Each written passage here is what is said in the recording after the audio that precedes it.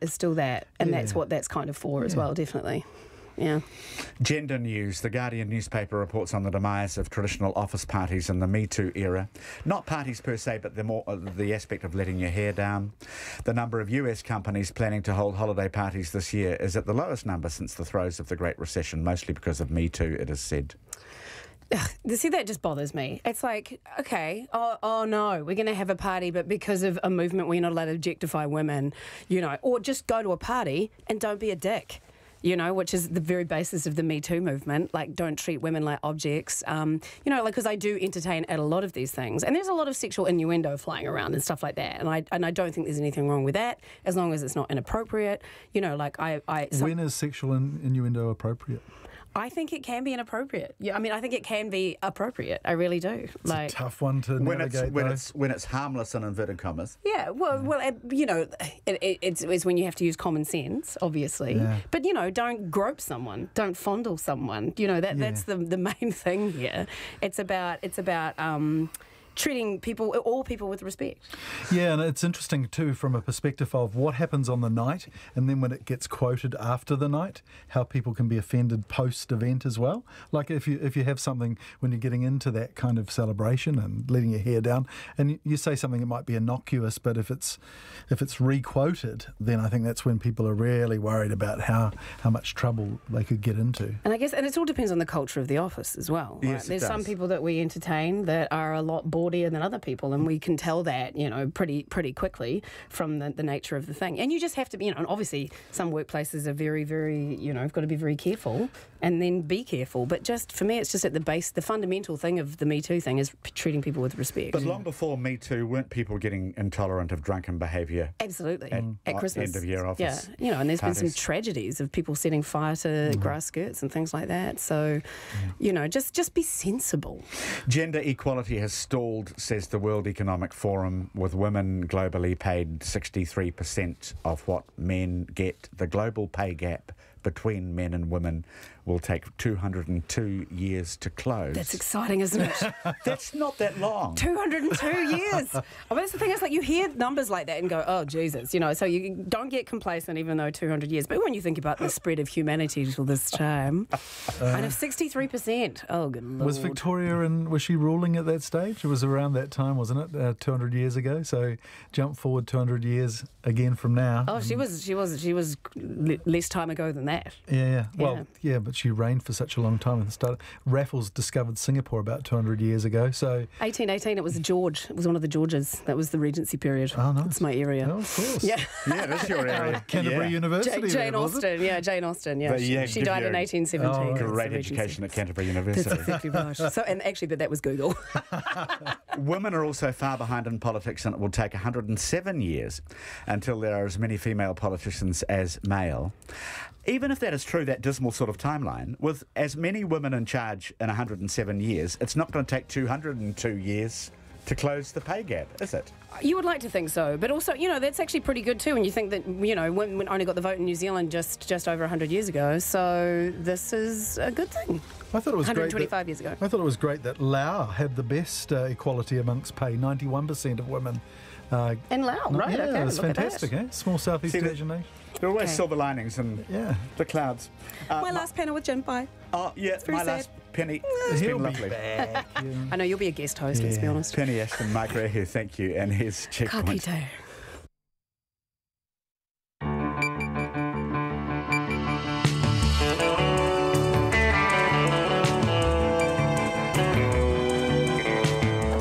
Kei te whakarongo mai koe ki te reo irirangi o Aotearoa. You're listening to Checkpoint. I'm Lisa Owen.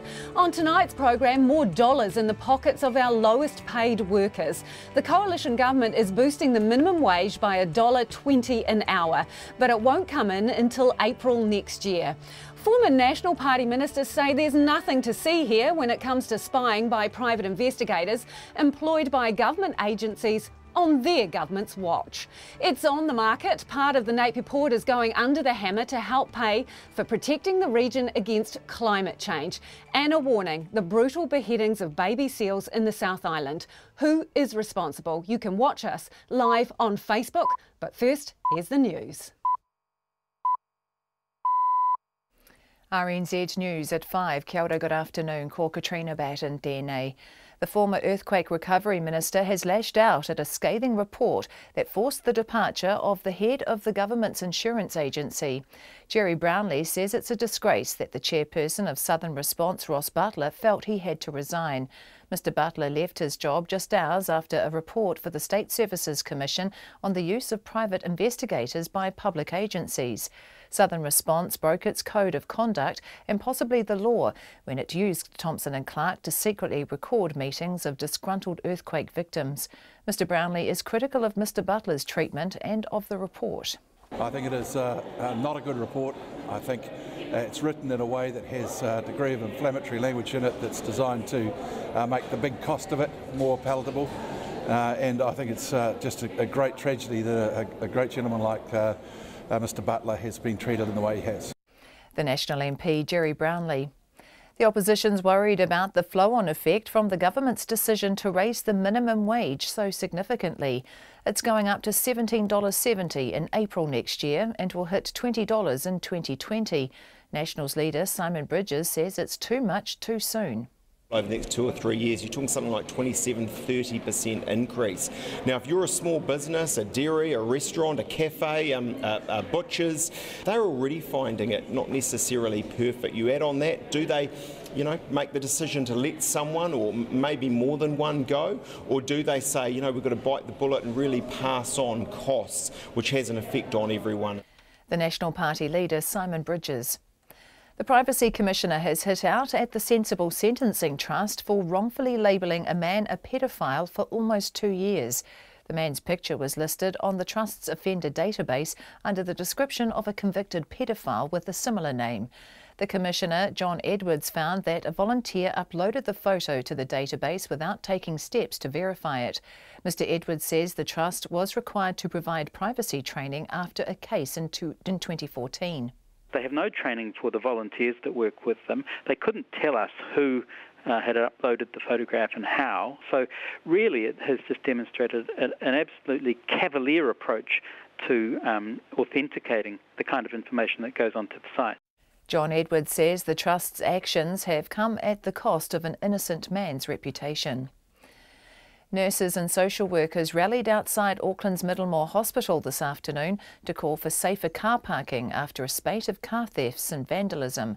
The Nurses Union says some staff cars were left undrivable after attempted break-ins damaged ignitions and steering wheels. After a nurse was followed to her car in May this year, the county's Manukau District Health Board put extra security measures in place, but the nurses' organisation says staff still feel unsafe. The Department of Conservation has referred what it calls the vicious beheading of 6 fur seal pups in Canterbury to the police. A tourism operator found the bodies in a Banks Peninsula Bay on Monday. DOC's Mahanui operations manager Andy Thompson says he's shocked at the cruelty against the young animals, which were about 11 months old and would have just been weaned. An independent review has cleared Massey University's Vice-Chancellor Jan Thomas of lying about her decision to cancel an appearance at the university by Dom Brash. The report says Dr Thomas stopped Dr Brash's speech because of a security threat and not because of her discomfort with his attitudes towards Māori. Our education correspondent John Gerritsen reports. Dr Thomas cancelled Dr Brash's appearance in August citing security fears, but emails later showed she was worried the university would be seen to be endorsing racism. The Vice-Chancellor was accused of misleading people and there were calls for her resignation. But the Martin Jenkins report says Dr Thomas did not lie. It says it's confident she did not intend to stop the event until she became aware of a security threat. However, she cancelled the event before a formal threat assessment had been made, and that opened the university to criticism. Ko John Gerritsen, tēnei. The Hawke's Bay Regional Council has voted to sell part of the Napier Port so it can pay for its expansion and focus on protecting the region from climate change. Up to 49% of the port will be listed on the stock market through an initial public offering in the middle of next year. It comes as the council was warned it could cost more than $100 million to protect residents from a 1 in 500-year flood event and the impacts of coastal erosion. Heavy rain is causing traffic delays on some main roads through Christchurch. The Christchurch Transport Operations Centre is asking drivers to take care and watch their following distances until the rain eases. City Council contractors are working to clear one flooded road in Redwood. Met Service is forecasting the rain to continue until early tomorrow morning. Parts of Dickens Street in central Napier has been closed after a small amount of mercury was spilt in a building. 3 fire engines have closed the road and they're waiting for a special powder from the hospital to clean it up. It's 5:05. Sport. Rain has washed out the final day's play of the first cricket test between New Zealand and Sri Lanka in Wellington after the tourists had virtually assured themselves of a draw. A 274-run unbroken fourth wicket stand between Kusal Mendes, who made 141, and Angelo Matthews 120 guided the tourists to 287 for 3 in their second innings, still 9 runs shy of New Zealand's first innings of 578. Only an hour's play was possible today, with the match eventually called off at 4 o'clock. New Zealand dominated the first 3 days after dismissing Sri Lanka for 282 in their first innings and then having them 13 for 3 in the second. But the Black Caps bowlers couldn't dismiss Mendes or Matthews on a very flat basin reserve wicket, much to the frustration of skipper Kane Williamson. We certainly expected a little bit more bounce, a little bit more pace in the wicket. That maybe would have assisted us a little bit more, but that mixed in with some very patient and disciplined batting from Sri Lanka meant that it wasn't to be. But we tried very hard, and it was very unfortunate and rare that you don't get an opportunity from somewhere for some reason, even if it's not going to plan, and it just wasn't to be. Kane Williamson. The second test starts in Christchurch on Boxing Day. The All Blacks loose forward Ardie Savea has re-signed with New Zealand Rugby for 2 more seasons. Recent French media reports have suggested he was set to join French club Pau after next year's World Cup, but Savea appears to have had a change of heart, deciding to stay in New Zealand until the end of the 2021 season. That's the news. Tonight on Nights we have a window on the world of fake coffee, the perfect thing to take with your fake news. If it all goes to plan, we'll have some scientists in to celebrate the recently upgraded status of New Zealand's lichen. And episode 3 of our early summer Sonics brings you songs and sound bites inspired by the big news events of July through to September on Nights with me, Brian Crump, after the headlines at 6:30 on RNZ National. Met Service weather through to midnight tomorrow. Northland, Auckland, Coromandel Peninsula. Showers from evening, heavy and possibly thundery overnight, easing tomorrow morning. Waikato to Manawatu, including the central high country, also Gisborne, Bay of Plenty, Gisborne and Hawke's Bay. Rain spreading from the west, heavy and possibly thundery about the west coast tonight and elsewhere tomorrow, easing tomorrow evening. Horowhenua, Wellington and Wairarapa, including the Tararua district, rain possibly heavy today, gradually easing tomorrow. Bulla and Westland, periods of rain, easing to isolated showers tomorrow and clearing in Westland. Nelson, Marlborough and Canterbury, occasional rain, heavy and possibly thundery in Nelson and Marlborough today, rain easing tomorrow, clearing in the evening. Otago, Southland and Fiordland, scattered rain clearing this afternoon, patchy drizzle about the east coast overnight, and for the Chatham Islands, rain at times. It's 5:08 and you're listening to Checkpoint. Thanks, Katrina, and I'm Lisa Owen. We'll be with you for the next hour.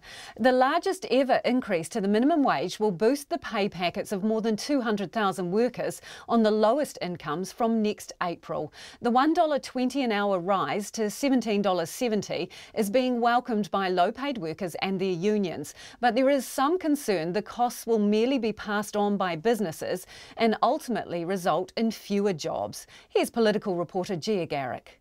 A 7.3% hike. It's the biggest ever increase to the minimum wage, which is expected to jump even further next year. But immediately after it was announced, it was criticised for being too steep. Workplace Relations Minister Ian Lees-Galloway is incredulous anyone would question increasing the wage of New Zealand's lowest income earners. I'm very proud of the fact that we pay people well in New Zealand. It's an attractive place to work, and we have so many jobs out there that are available. Employers are crying out for people to come and work for them. The economy is strong. This is exactly the time that we should be raising wages. But some are worried about the extra cost to businesses. The Employers and Manufacturers Association boss Kim Campbell says it's a big jump and it could impact the number of jobs in New Zealand. A lot of people will think twice about hiring people Now, in a very tight labour market, it won't show up. But if we were to see a slowdown in the economy, which it could well happen given the signals overseas, then this will have a much bigger effect. The government's goal, enshrined in the coalition agreement between Labour and New Zealand First, is to raise the minimum wage to $20 an hour by 2021. It's indicating it will get there with another $1.20 rise in April 2020 to $18.90, with the minimum wage to hit $20 come April 2021. Mr Campbell says for businesses that indication is helpful. People who've got pricing catalogues, for instance in the travel industry, it gives them some visibility, and this is a good thing. But National, while it also raised the minimum wage year on year and says continuing to do that above inflation is a good thing, is concerned about the track of increase. Leader Simon Bridges says it's too far, too fast. I think overall over the next 2 or 3 years you're talking something like 27-30% increase. Now if you're a small business, a dairy, a restaurant, a cafe, a butchers, they're already finding it not necessarily perfect. You add on that, do they make the decision to let someone or maybe more than one go? Or do they say, we've got to bite the bullet and really pass on costs, which has an effect on everyone? But the majority of New Zealanders RNZ spoke to say the increase doesn't go far enough. It's not too little too late, it's just too little, full stop. Look at rent and the cost of food and the cost of petrol. If you have to pay bills and whatever, it's hard for students and stuff to balance that with school and everything, so I think it's good. I think that minimum wage, if you're living with your parents, that's fine for a young person, but if you're out of home, that's obviously not enough to live off. I think any change is always good. Obviously if it's going to go up, it's always fantastic news, but I think it could have gone up a few years ago for sure. If I was not having studying, I would struggle. I work 5-6 days a week, minimum wage, 40 hours a week. I still cannot survive. Others shared the concern businesses would pass costs on to consumers. It can be too much too. Businesses have to be able to afford it. That's really good, but at the same time it does mean that a lot of other prices will raise, like rent will probably get raised a lot, which will be interesting being a student living in Wellington. I think their way of adjusting it over so many years, I don't like that. They should just done it straight away. I don't think spreading it was a good idea. The increase is expected to lift wages throughout the economy by $231 million a year. From Parliament for Checkpoint, Gia Garrick. Former National Party ministers are being forced to defend the activities of private investigators under their watch, saying they didn't know about any unethical activity. The State Services Commission delivered a damning report into the use of companies like Thomson and Clark to carry out surveillance on protesters, activists and other members of the public, as well as inappropriately close relationships between investigators and some public servants. The Commissioner described the way some agencies allowed some New Zealanders to be targeted by investigators as an affront to democracy. Here's our political editor, Jane Patterson. Ross Butler quit as chair of the government insurance agency Southern Response last night before his meeting with the Greater Christchurch Regeneration Minister Megan Woods. The insurer broke its code of conduct and possibly the law when it used security firm Thomson and Clark to secretly record meetings of earthquake victims.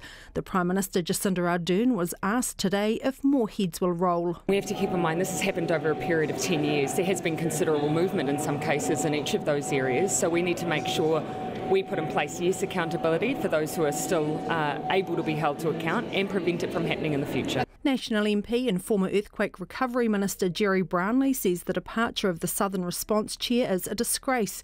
He also takes issue with the report. I've read the report. I think it is not a good report. I think it's written in a way that has a degree of inflammatory language in it that's designed to make the big cost of it more palatable. And I think it's just a great tragedy that a great gentleman like Mr Butler has been treated in the way he has. But the Minister Megan Woods says Mr Brownlee himself should take some responsibility, as he knew about Southern Response's use of private investigators, as shown through his answers to written questions in 2016. Nobody is questioning the right of Southern Response to protect its staff at the beginning, the way this work began. But where it ended up is not something that any minister should tolerate. Mr Brownlee, when he was minister, knew about the use of Thomson and Clark in 2016. I know that because I asked him written parliamentary questions. two agencies for which National Party leader Simon Bridges had ministerial responsibility in the last government featured in the report: the Ministry of Business, Innovation and Employment and the Transport Agency. The report found Thompson and Clark treated so-called issue-motivated groups, including Greenpeace, the Green Party and iwi groups, as security threats. And the Transport Agency has tightened controls on the motor vehicle and driver licence registers following serious breaches. Thompson and Clark did more than 4,000 number plate searches targeting Greenpeace over a 6-year period. Mr Bridges says he had no knowledge of any unethical behaviour under his watch. I never had anything to do with this. My sole focus was on growing our economy and our export opportunities. All of that stuff was operational, and if anyone should be answering, it's Peter Hughes, not the likes of me. The State Services Commissioner Peter Hughes has set new guidelines for how agencies gather information for compliance and enforcement, with the clear expectation the public service should be fully compliant by next April. He's laid a complaint with the police regarding the potentially illegal recording of meetings by Thompson and Clark, and a complaint about the company's conduct with the private security personnel licensing authority. From Parliament for Checkpoint, Jane Patterson. The chair of Southern Response, the government insurer at the heart of the spying inquiry, fell on his sword last night after a please explain call with Minister Megan Woods. Southern Response used private investigators Thompson and Clark to spy on claimants, and that involved making potentially illegal recordings of private meetings. Minister Megan Woods spoke to us last night about the report and the future of the board chair, Ross Butler. I need to have a conversation with the board chair this evening. So that's a no. You don't have confidence in him. I need to have a conversation with the board chair this evening. And actually, I have given him that undertaking that we will have a conversation, and I'm going to stick to my word on that. All right. Can we talk to you again tomorrow once you've made, you had the conversation and you've made any decision? Certainly. Look forward to it. Thank you, Minister. But despite giving us that undertaking to come on the show today to talk about what's next for Southern Response, the Minister is a no-show despite repeated interview requests from Checkpoint. Minister, do feel free to give us a call. We also asked Duncan Webb, the former Quake claims lawyer and now Labour MP, on the show. He declined too. And we've not heard back from Linda Falwasser, who was the communications manager for Southern Response from 2014 to 2017. The inquiry found the comms team took primary responsibility for the day-to-day management of the private investigators Thompson and Clark. She, as we said, hasn't got back to us. The Ministry of Business, Innovation and Employment, which was also called out for inappropriate dealings with Thompson and Clark, said no one from the ministry was available to talk to Checkpoint today either. And as for Gavin Clark, the only remaining director of Thompson and Clark, Checkpoint visited his home north of Auckland today and made several attempts to contact him, but nobody answered. However, Mr Clark was available on email. He sent through a statement which said he was pleased that there was no evidence of widespread surveillance by external security consultants on behalf of government agencies.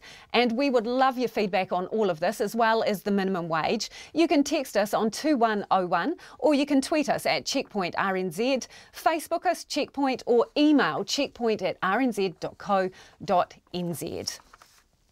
Angry red-stickered landowners in Kaikoura marched on their council today, desperate for someone, anyone, to listen.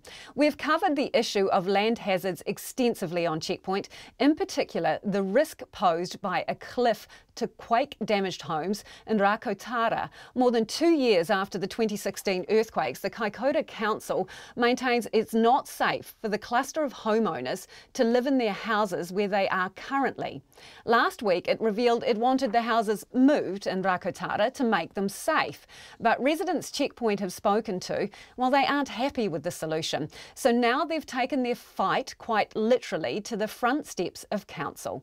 Our South Island reporter Logan Church and cameraman Simon Rogers were with them. After the Christchurch quake, everyone said it's going to be better this time, it's going to be easier.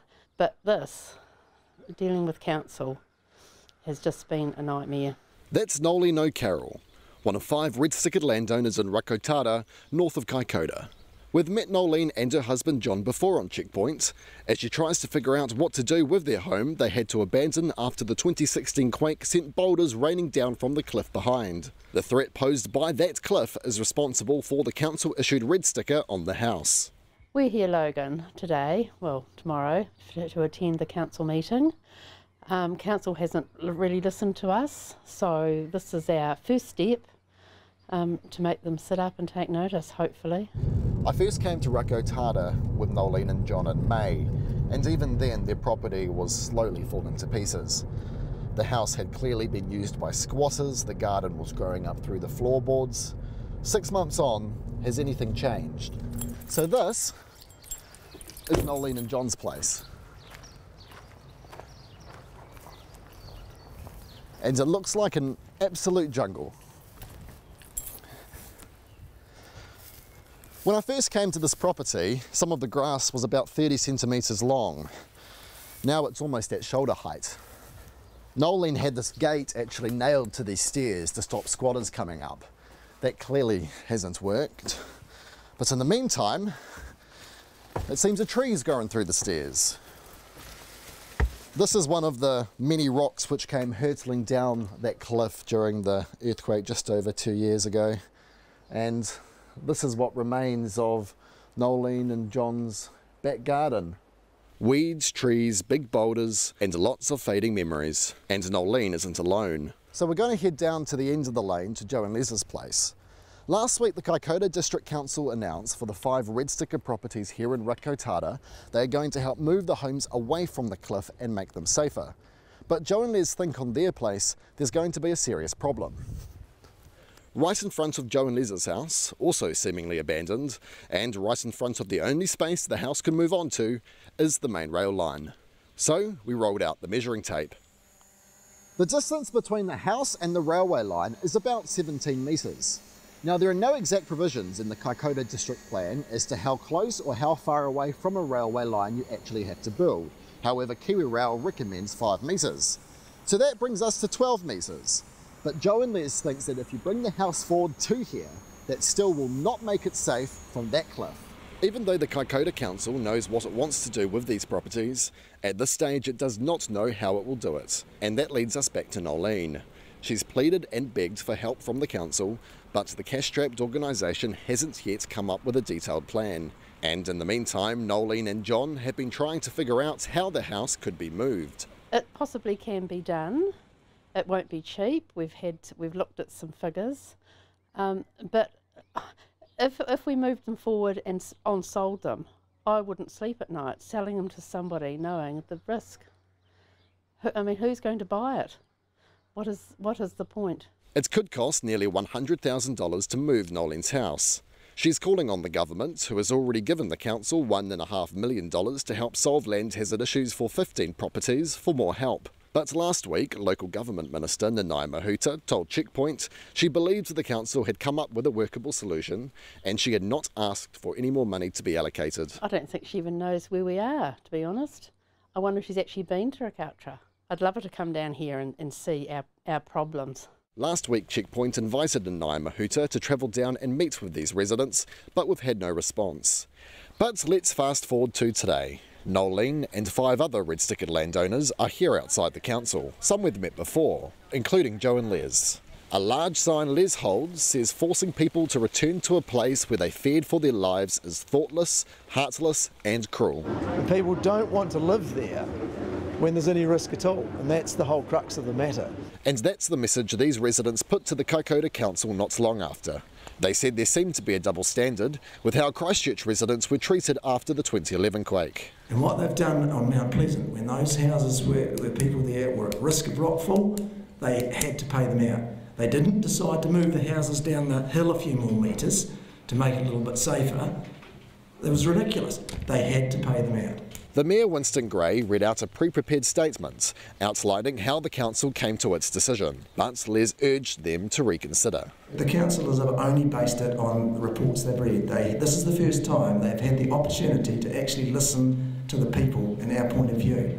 And what I'm asking the councillors is whether there's anything we've said today that would make you rethink it if you had another opportunity to. After the meeting, the council's chief executive, Angela Oosthuizen, told me the council would not go back on its decision, but she empathised with the residents. Unfortunately, I don't believe there is scope to reconsider the decision. As I said, we've been through a really long, complex process. It's taken 2 years to get to this point.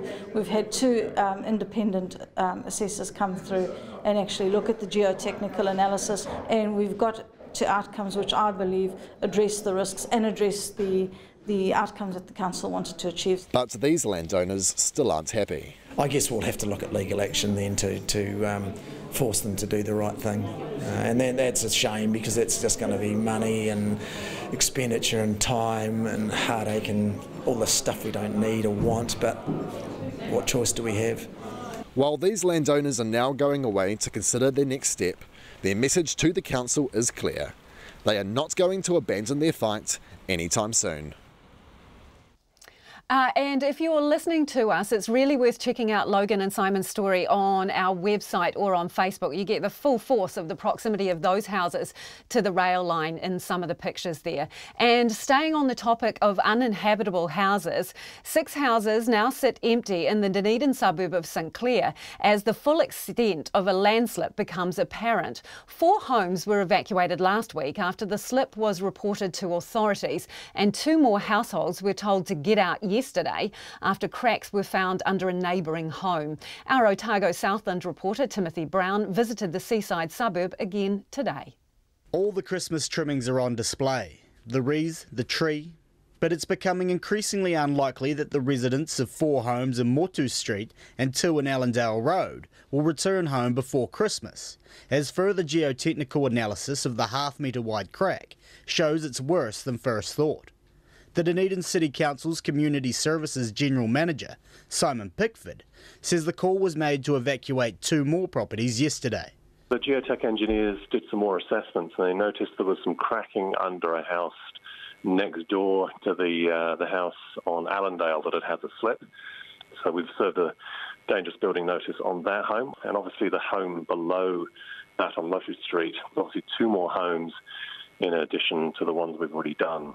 Allendale Road is closed to traffic today as checks on water pipes revealed damage to a section of the wastewater system as a result of the slip. That work is expected to take a couple of days. But Mr Pickford says it's no clearer when the residents of the evacuated houses will be allowed back home. We're really in the hands of the engineers still. They're obviously working as quick as they can. They were on site yesterday looking at those cracks.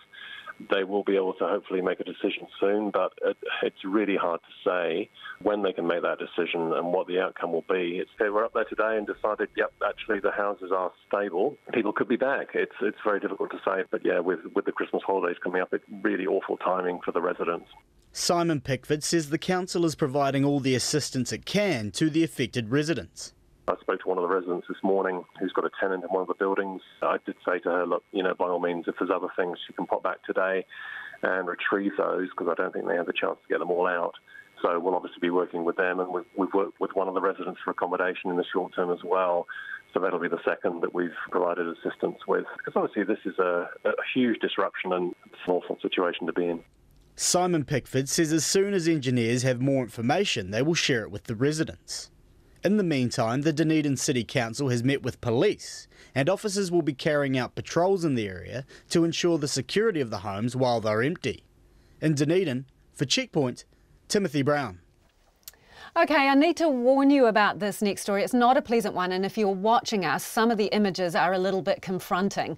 The brutal beheading of 6 baby fur seal pups on a remote Banks Peninsula beach has shocked Department of Conservation staff, who are now on the hunt for those responsible. The headless bodies of the young fur seals were found on Monday in a secluded Banks Peninsula bay by a tourism operator. Doc says the decapitations were extremely brutal, and they've asked for police help to investigate the killings. Our reporter Rachel Graham has more. The bodies of the first 5 seals were found by Tony Muir, who was out with a boatload of tourists on one of his Coast Up Close tours. Part of our tour, sometimes we go right into Scenery Nook, and I saw 3 at first, dead birds or seals or whatever. I wasn't sure what they were really. I went a bit closer. I put in couldn't get my boat right over to where they were because of the rocks there, and had a bit of a closer look around, and I could see 5 dead animals in the water. They were apparently all fur seals, baby fur seal pups. The Department of Conservation Mahanui Operations Manager, Andy Thompson, says there are no bite marks on the bodies, which indicates that the seals were not attacked by wildlife such as sharks or orca. He suspects a human was responsible. I've never encountered anything as brutal as this in my career. This is a whole level above what I've seen.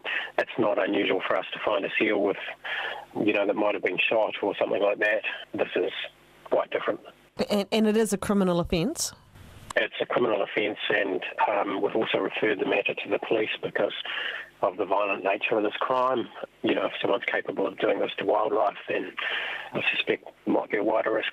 Fur seals, or kekenoa, are protected under the Marine Mammals Protection Act, and it's a criminal offence to harass, disturb or harm them. Mr Thompson says the most likely culprit is a fisher who mistakenly thinks the seals are competition for the fish. It's a little bit hard to guess someone's motives for this kind of level of brutality. It's potentially, in cases like this in the past, people have been frustrated that there aren't enough fish around for them, either commercially or recreationally, and they see the seals as competition for that. However, research has certainly shown, and certainly our marine reserve monitoring certainly shows that the competition for fish is actually, again, it's all about overfishing. Seals actually target quite different fish species than what humans do. The seals are estimated to have been about 11 months old and probably were just weaned. Andy Thompson says the seals' heads have yet to be found. 3 of the seals have been buried and the other 3 have been sent for a necropsy, an autopsy for animals, to confirm the cause of death. The result of the necropsy should be back in a couple of weeks. Anyone with information about what happened to the seals is asked to contact DOC by ringing 0800 362 468. In Christchurch for Checkpoint, ko Rachel Gray and Maho.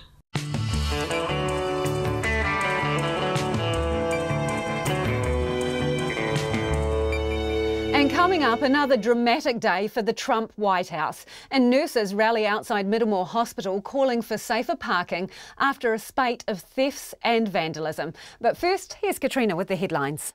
The former Earthquake Recovery Minister Jerry Brownlee has hit out at a scathing report that's forced the departure of the head of the government's insurance agency. Jerry Brownlee says it's a tragedy. A great man like Ross Butler, chairperson of Southern Response, felt he had to resign. Southern Response broke its code of conduct and possibly the law when it had meetings of disgruntled earthquake victims secretly recorded. The National Party leader Simon Bridges is worried about the impact of a rise in the minimum wage to $20 by 2020. He says it's too much too soon. He says small businesses will be torn over whether to let some of their staff go or pass on costs. The Privacy Commissioner has the Sensible Sentencing Trust in its sights for wrongfully calling a man a paedophile for almost 2 years. The man's picture was listed on the Trust's offender database under the description of a convicted paedophile with a similar name. John Edwards says the Trust has a cavalier approach to authenticating the kind of information that goes onto the site. Nurses and social workers have been outside Auckland's Middlemore Hospital this afternoon calling for a safer car parking after a spate of car thefts and vandalism. The Nurses Union says some staff cars were left undrivable after attempted break-ins damaged ignitions and steering wheels. The county's Manukau District Health Board put extra security measures in place after a nurse was followed to her car in May this year, but the union says staff still feel unsafe. A Department of Conservation Operations Manager is shocked at the cruelty against 6 fur seal pups in Canterbury. Andy Thompson has referred what he calls the vicious beheadings to the police. He says the young animals, which were about 11 months old, would have just been weaned. Christchurch motorists are being warned to watch following distances with heavy rain flooding the city. There are delays on some main roads and council staff are working to clear one street that's flooded. Those are the headlines. Thanks, Katrina. And Madison Reedy's in the studio to talk business and is delighted to be in the company for the first time of the Checkpoint Christmas tree, aren't you? I feel like Santa. I love that it's in my shot too. Thank you for whose decision that was. So tune in just to see that. All right, another day, another business confidence report. What's this one telling us? This one's consumer consumer confidence, which is actually pretty notable coming into Christmas too. So this Westpac McDermott monthly survey showed that we're actually finally out of that rut.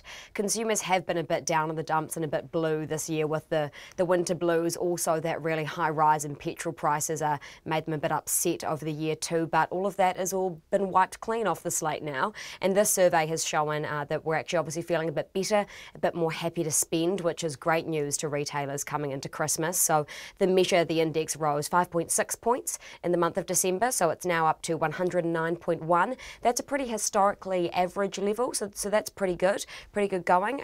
This could have also been caused by historically low mortgage rates, and banks have been having some mortgage wars later this year. They've lowered their interest rates for mortgages. Spare cash in the household, maybe. Exactly, and even if there isn't, it makes people feel better about spending. So another notable thing about that index, they ask people whether or not they feel like it's the right time or the wrong time to buy a big ticket item. That could be a washing machine, a new couch, or something pretty expensive. And we're now at the highest level in 4 years of people saying yes to that question.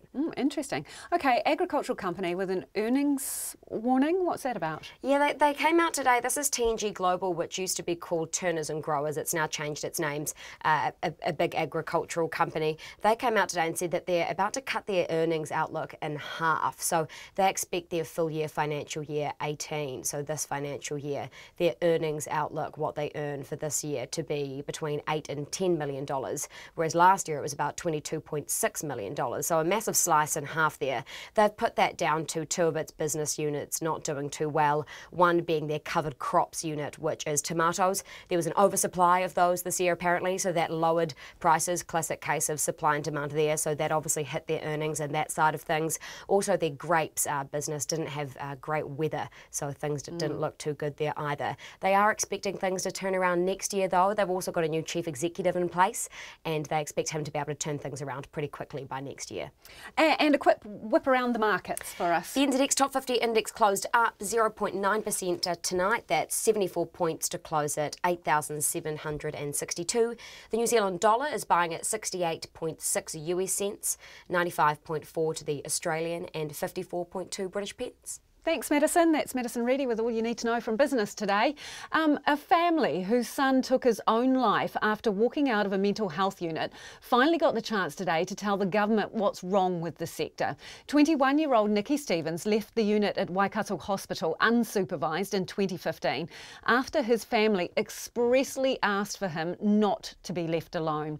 Today, his mother Jane and only brother Tony went to meet Health Minister David Clark at Parliament. Our health correspondent Karen Brown met them when they came out. 668 people died by suicide in the past year, one of many reasons why mental health is a hot topic for the coalition government. It's also received 40 sweeping recommendations from a mental health and addictions inquiry it ordered into the vexed topic. The Health Minister David Clark has said the government is committed to significant change, but refuses repeatedly to say what, only that he'll deliver his response by March. But he agreed to meet privately today with Jane Stevens and her son Tony, who pushed him to take action now. Afterwards, Ms Stevens said he made no promises, but the family will keep fighting for others. We will not be going away. We will be, I guess, acting as watchdogs to make sure that the findings of both the coroner and the mental health inquiry are put in place, that there are moves to start turning that Titanic around. Jane Stevens said the coroner, Wallace Bain, recently backed their view that Nicky's death could have been avoided. She says top of the family's list of priorities is a group like the Independent Police Conduct Authority to investigate health-related complaints and a whānau support group for families. She says Dr Clark was non-committal. He has said to us that he will consider the recommendations that we've put forward alongside the mental health inquiry report, and that he will consider the submissions made by the coroner and the findings made by the coroner. The Hamilton-based family also wants a government target of 0 suicides a year, not the 20% reduction recommended by the inquiry. Jane Stevens says Dr Clark's indicated in the past he wants a 0 target. I'm hoping that they will stick very clearly with that 0 suicide target. Did he discuss that with you today? We did raise it with him, yes. And he indicated he's still behind 0 tolerance? No, he didn't. No, he didn't actually. We didn't go into it in any deep and meaningful way, actually. Tony Stevens, Nicky's only brother, went to today's meeting seeking an acknowledgement of the grief and suffering of families in situations like theirs. He feels he got that. He looked upset with us. It's the first time I think he's really spoken with us about my brother, and expressed his condolences, so we were happy with that. The Health Minister told reporters at Parliament after the meeting that he wants to hear individual stories, but he cannot respond yet. My role is not to intervene in particular cases. Equally, with the kinds of requests that they're making, many of them are paralleled in the mental health and addiction review, and we've been clear that we are moving urgently, but we want to take time to make sure that our response is appropriate. David Clark added the recommendations from Coroner Wallace Bain are new and he'll need to take advice on those before commenting. From Parliament for Checkpoint, ko Karen Brown, TNA. Hawke's Bay Regional Council has voted to sell part of Napier Port to free up cash for protecting the region from climate change.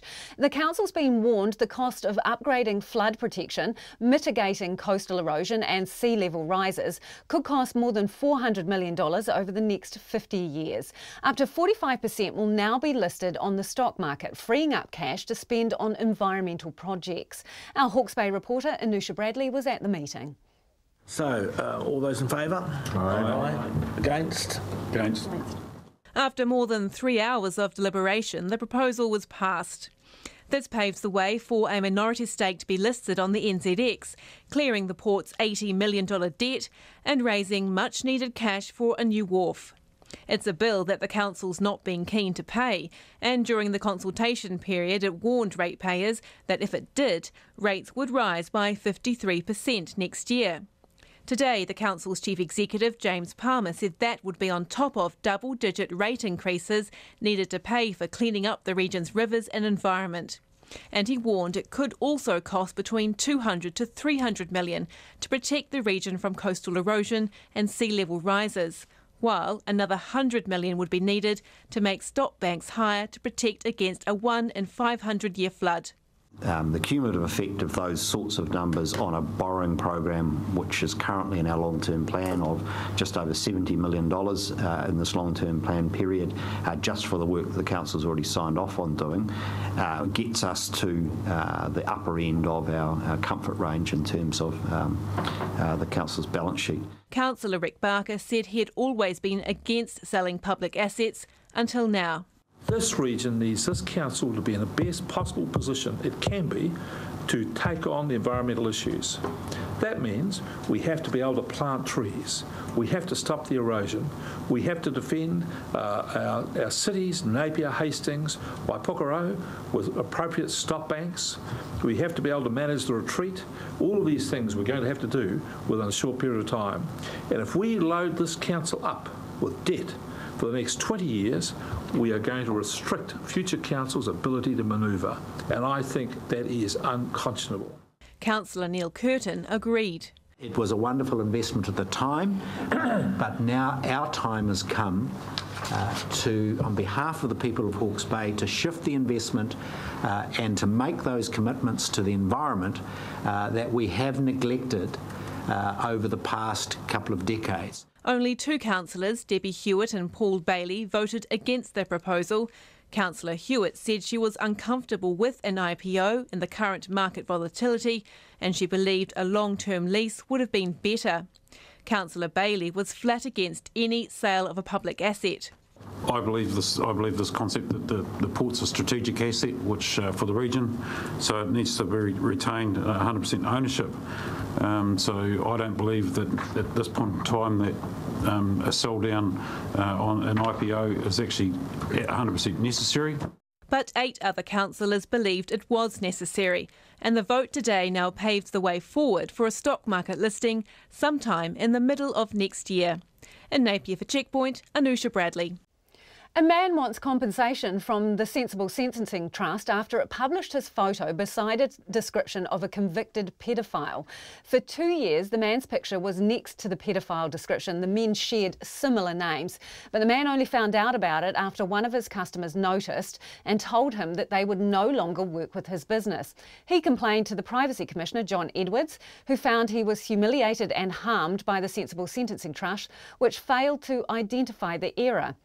Mr Edwards told our reporter, Mediana Johnson, the man lost business, had to explain to his friends why his photo was next to the paedophile's description, and spent days trying to correct the mistake. And he was horrified. He then had to figure out how to get that removed. He found his way to us. We investigated and found that Sensible Sentencing had simply allowed a member of the public to submit this photograph. They'd done no checking. They'd uploaded it. The man had a quite different second name, and it's hard to imagine a worse slur that you could direct against someone than being a paedophile. Yes, and I understand that there was a previous case where the Sensible Sentencing Trust were directed to provide privacy training for their volunteers. Did this happen? Well, that's one of the most disappointing aspects of this. We had a case back, I think, in about 2014, which we referred to the Director of Proceedings. The Director settled it on the basis that Sensible Sentencing would ensure staff receive adequate training. Now, we provide that training. They didn't. They failed to comply with that term of settlement. The one person who did that training left the organisation. They have no training for the volunteers that work with them. They couldn't tell us who had uploaded the photograph and how. So really it has just demonstrated an absolutely cavalier approach to authenticating the kind of information that goes onto the site. Happily, the database has been shut down for the time being, and unless they can be sure that it's accurate, I hope that it stays that way. Right. Was that conditional, the database being shut down, was that conditional of this case, or was that of their own choice? Well, I have no powers to impose any kind of ruling on anyone, so they saw the writing on the wall and decided to shut it down to prevent any further harm occurring. And that's the Privacy Commissioner, John Edwards. It was another dramatic day for the Trump White House. The president's former national security advisor, Michael Flynn, appeared in court to be sentenced for misleading investigators about conversations he'd had with the then Russian ambassador to Washington.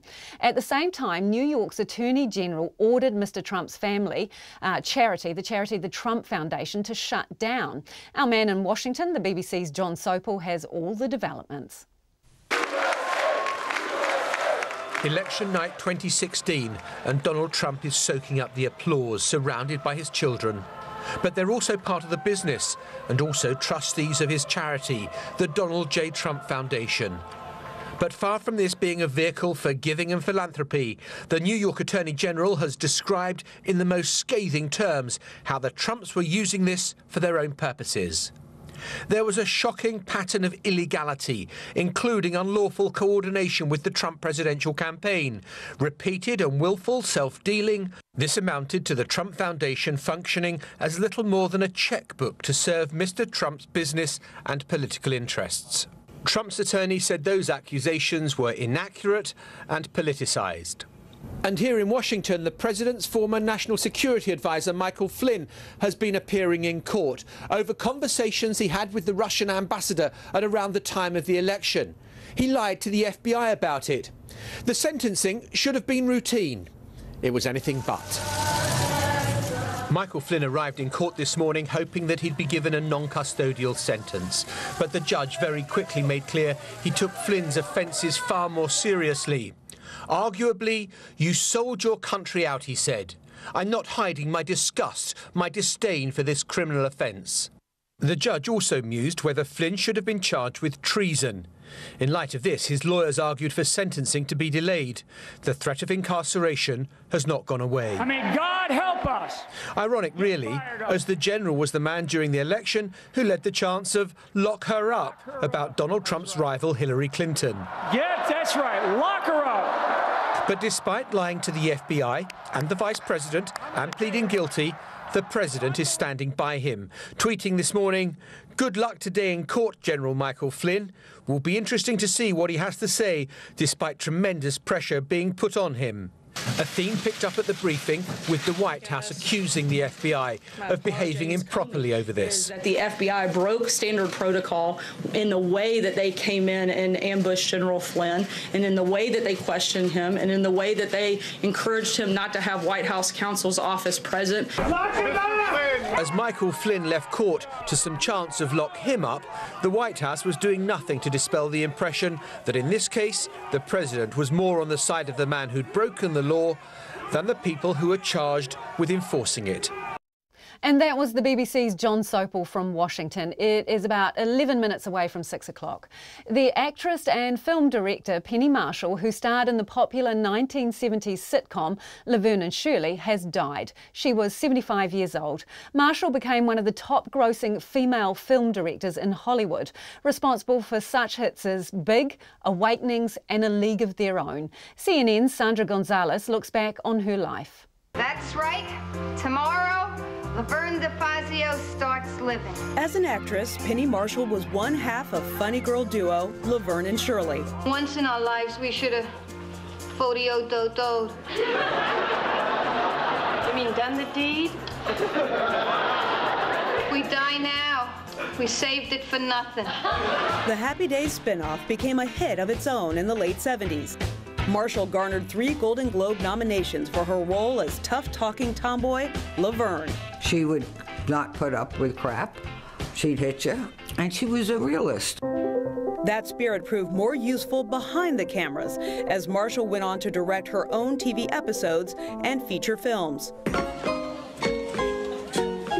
Marshall's 1988 comedy Big, starring Tom Hanks, became the first female-directed film to gross more than $100 million at the U.S. box office. Please, look at yourself.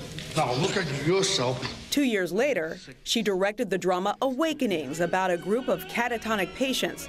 It received 3 Oscar nods, including Best Film. Her next project, A League of Their Own, was a box office home run. League? Yeah, no girl wanted to write it. They don't like baseball. Marshall's depiction of an all-female baseball league during World War II was listed on the National Film Registry in 2012. Through the years, Marshall credited her success to her brother, legendary director, producer Gary Marshall. I wouldn't have a career if it wasn't for my brother. Let's be honest, he's the one who pointed me in this direction. He got me parts. Their playful relationship on display during a cameo for the 1993 Halloween fantasy, Hocus Pocus. They call me Master. Wait till you see what I'm gonna call you. In her 2012 memoir, My Mother Was Nuts, Marshall recounted her upbringing in the Bronx. She recalled 2 failed marriages, motherhood at 19, and a bout with lung cancer, challenges she overcame with an unassuming sense of humor. I try to make people laugh, and I move them in some places. My legacy is that. Hope I gave you some enjoyment. And that was Penny Marshall ending that report from CNN's Sandra Gonzalez. Nurses rallied outside Middlemore Hospital this afternoon, calling for safer parking for hospital staff after a spate of thefts and vandalism. The nurses' organisation says some staff cars have been left unusable after attempted burglaries broke ignitions and steering wheels. And in May, a nurse was followed while she was walking alone to her car. Since then, County's Manukau District Health Board has put extra security measures in place, but the nurses' organisation says nurses still feel unsafe. Our reporter Annika Smith was at the picket. We're here outside the entrance of Middlemore Hospital, and we're joining a number of nurses who are picketing in protest, calling on the DHB for safer car parking conditions. Now, the nursing union says this has been an ongoing issue. They say measures taken by the county's Manukau District Health Board don't go far enough. That includes 2 extra security guards to escort staff to their cars at night and extra fencing and lighting. Now, joining us now as part of the protest, we have Armin and Sella, who are both nurses here at Middlemore Hospital. Sella, can you tell us why you're protesting today? So I'm protesting today to make sure that we have adequate parking that's safe for our staff. We pay $10.20 a week, and when we go to work and we get calls that our cars have been broken into, that just causes extra worry on top of what we're already worrying about in the hospital, and that's why I'm protesting today. What sort of experiences have some of the nurses had here? Broken cars, the cars being broken into, exhaust pipes been taken out, batteries been taken out of the cars, and their vehicles just been stolen. One lady, her car got lit on fire one night, which is crazy. That's allowed to happen. And you're a nurse here who does work night shifts. Can you tell me a bit about what it's like to try and find your car at the end of a long shift? Well, when I finish a shift, last thing I worry about is losing my car. So if my car's parked somewhere far and no one can monitor my car, how safe do I feel? And I'm paying for it, so I'm working, and the last thing I'm worried about is my car getting stolen. So this is just not going anywhere. We're feeling so unsafe at the moment with our parking. So many staff have lost their cars, it's been stolen. You know, that's just putting extra stress on them, and it's just not acceptable at all. Back to you, Sella. The DHB came back in a written response this morning saying they'd already put more security measures in place. What more do they need to do to make sure you feel safe? We actually need cameras in every single area of our car parks. These cameras are not monitored, the ones that we do have at the moment, and we need them monitored 24/7, not just when an accident happens then they're going to go back and look at the footage. We need actual fencing around our car parks to make sure that we don't have the public just walking onto property like they do every single day and going into the car parks. Those are two main things that we would like to see happen. Yeah. In the DHB's response, they also said they were aware of anecdotal evidence of incidents happening, but that nurses weren't actually making formal complaints. What do you have to say to that? Well, I think nurses have been making complaints for years. It just hasn't been noticed or heard by the DHB until us making a bigger fuss about it now and making this an issue that it's been going on. I've been here for like nearly 4 years and this has been going on for that long. In the response, they also say that safety is a top priority for them. Do you feel that way? No. We, as Aman said, the last priority for us is our parking, but how are we supposed to feel that we're safe coming to work and leaving our cars if our colleagues' cars are getting stolen? That's just not safety to me. And that report from Annika Smith, who was at the protest outside Middlemore over safety at the car park there. If you're squeamish and you're watching us tonight, you might want to look away. The other thing is, if you're having a wee snack or a nibble on a chocolate bar, put it down, because this next story is about some of the world's most vomit-inducing foods, which have just gone on display and are available for tasting. Yes, tasting in Los Angeles. The exhibit is sold as a celebration of food from around the world, highlighting how different cultures may or may not view certain things as disgusting. Simon Thompson from Reuters reports.